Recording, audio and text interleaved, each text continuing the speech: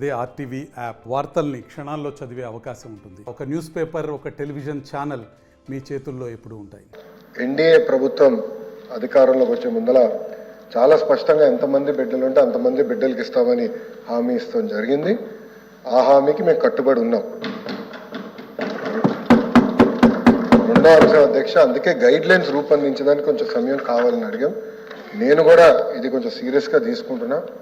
మంత్రులందరితో కూడా మేము చర్చిస్తున్నాం. గతంలో జరిగిన లోటుపాట్లు జరగకూడదనేది మా లక్ష్యం.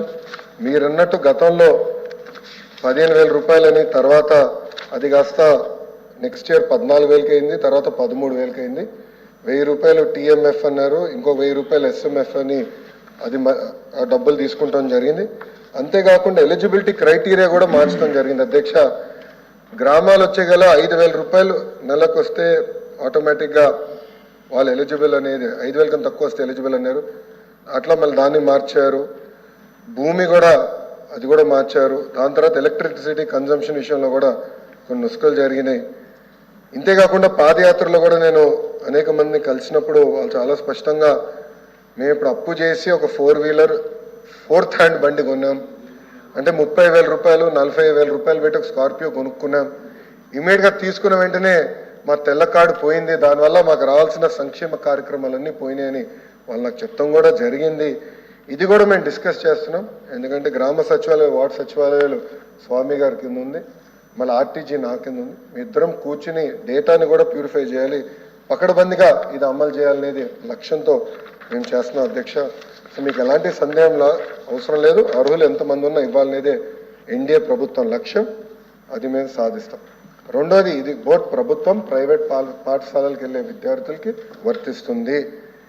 ఇంకో పక్కన పెద్దలు అన్నట్టు అధ్యక్ష, 2019 నుంచి 24తో పోల్చితే ప్రభుత్వ పాఠశాలలో సుమారుగా 72,000 మంది విద్యార్థులు తగ్గారు అధ్యక్ష. ఇది కూడా మేము చర్చిస్తున్నాం. ఎందుకంటే నాడు నేడు కార్యక్రమం ద్వారా వేలాది కోట్ల రూపాయలు ఖర్చు పెట్టిన విషయం వాస్తవం. కానీ ఎందుకు విద్యార్థులు తగ్గారు? గత ప్రభుత్వం సిబిఎస్ఈ తీసుకొచ్చింది. సిబిఎస్ఈ మళ్ళీ బోర్డ్ ఎగ్జామ్స్ అని పెట్టారు. తర్వాత ఐబీ గురించి ప్రస్తావించారు. టోఫెల్ గురించి కూడా ఒక ప్రశ్న ఉంది, దాని గురించి కూడా మాట్లాడతారు. కానీ నిర్ణయాలు తీసుకున్నప్పుడు, విద్యా రంగంలో నిర్ణయాలు తీసుకున్నప్పుడు చర్చించాల్సిన అవసరం ఉంది. యూనియన్లతో మాట్లాడాలి, ఉపాధ్యాయులతో మాట్లాడాలి, అందరినీ కూర్చోబెట్టి ఆమోద్యమైన పరిష్కారం వెతకాల్సిన అవసరం ఉంది అధ్యక్ష. నీ జర్క్ రియాక్షన్ తీసుకోవాల్సిన అవసరం లేదు. అందుకే మీరు చూస్తే నేను మంత్రి కరెక్ట్గా ఈ రోజుతో నెల అయింది నేను ఛార్జ్ తీసుకుని. నేను కూడా అధికారులు చెప్పేది ఒకటే, రాబోయే సంవత్సరం ఏం చేయబోతున్నాం రోడ్ మ్యాప్ వేద్దాం, అందరితో చర్చిద్దాం, సంఘాలు అందరినీ కూర్చోబెడదాం, మాట్లాడదాం, వచ్చే సంవత్సరం నుంచి అమలు చేద్దాం. నాకు నచ్చింది కనుక ఇది ఇద్దాం, నాకు నచ్చలేదు కనుక ఇది తీసేద్దాం అనేది కరెక్ట్ కాదు. చర్చించిన తర్వాత నేను నిర్ణయం తీసుకుందాం అనేది ఒక లక్ష్యంగా మేము పెట్టుకున్నాం. పెద్దలు వెంకటేశ్వర గారు అన్నట్టు వాస్తవం, ప్రభుత్వ పాఠశాలలో అడ్మిషన్స్ తగ్గుతున్నాయి అంటే ఎలాంటి సందేహం లేదు. ఒక పక్కన ఎన్డీఏ ప్రభుత్వం రిక్రూట్మెంట్ కూడా చేస్తుంది.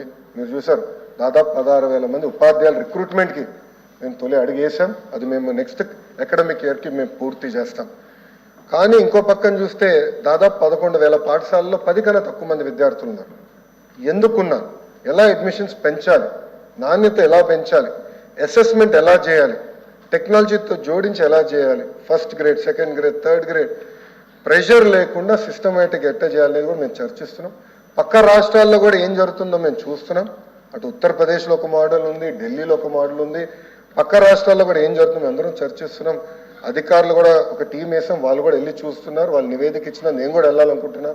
వెళ్ళి ఏం చేస్తున్నారో మోడల్ చూసి మన రాష్ట్రానికి కరెక్ట్ మోడల్ ఏంటనేది రూపొందించి అది మీ ముందల పెట్టి అందరు అభిప్రాయాలు తీసుకున్న తర్వాత మళ్ళీ ఆంధ్ర రాష్ట్ర ప్రజలు తల్లిదండ్రులు ముందలు పెడతా వాళ్ళ అభిప్రాయాలు సేకరిన తర్వాతనే వచ్చే అకాడమిక్ ఇయర్ నుంచి మేము అమలు చేస్తాం.